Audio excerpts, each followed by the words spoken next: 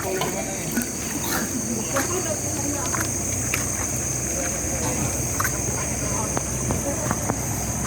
yung tubig, yung tulay mga amigo. Bakit yan doon? Ito yung tubig na yun doon sa baba. Ito yung pinuntahan natin doon sa baba. Ang gagaling ito doon sa taas, sa bundok. Bukal yata ito eh.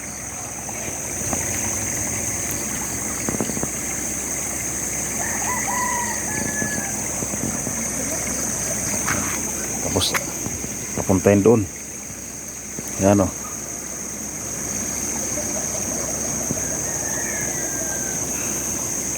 Dito akyatin natin yung mga kubo niyan mga amigo, mga cottage. Dito tayo. Tingnan natin kung maganda din dyan.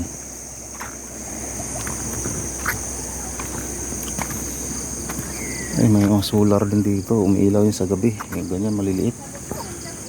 Ayan o. Ganda tingnan pala dito banda. Ayan o.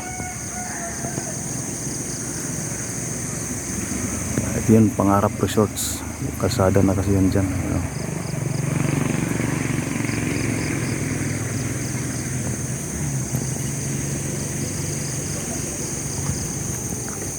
Akyat pa tayo.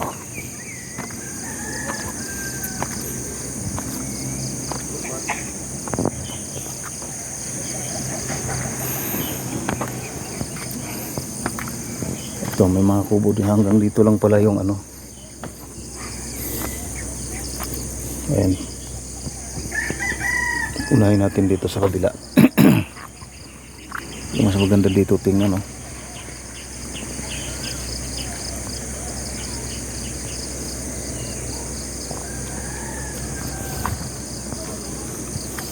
Ayun.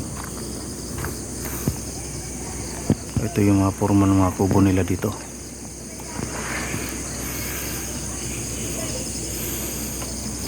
Kulang lang sila sa manpower dito. Ito pag naayos talaga to, kulang di pa fully ano ito, finish, kulang pa sa ano.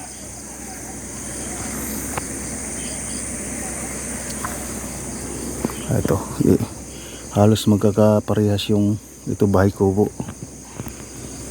Halos magkakaparehas lang yung forma. Yan.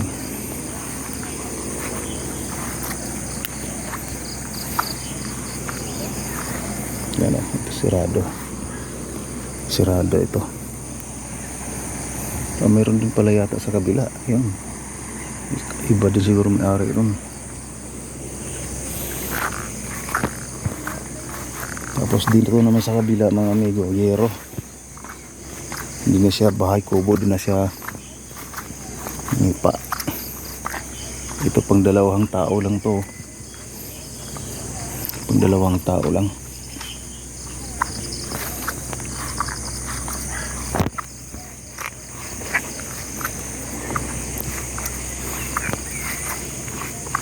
Ito maganda.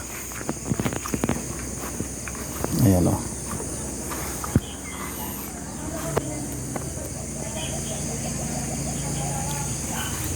Yung maganda na pagkaka ano ito gawa.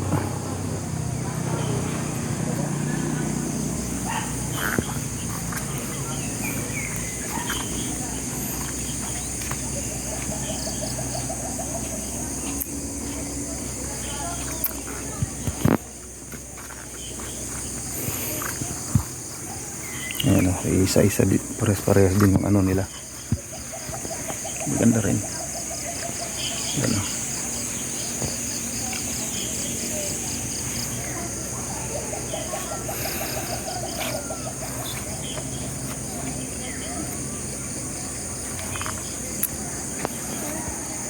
Nakaharap siya sa mga bundok na parang napagitnaan to sa bundok mga amigo, kaya mahirap yung signal dito, walang signal. Ayan o. So ang lupa ng may-ari siguro hanggang dyan lang, ayan nakabakod. Punta doon pababa. Malaki din pa.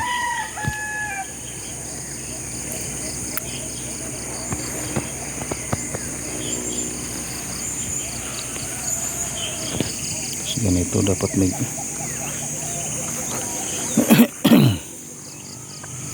bagong gawa lang yata ito.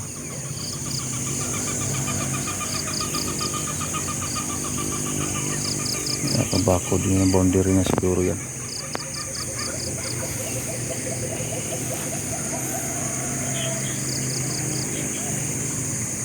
Daming lamok pala dito.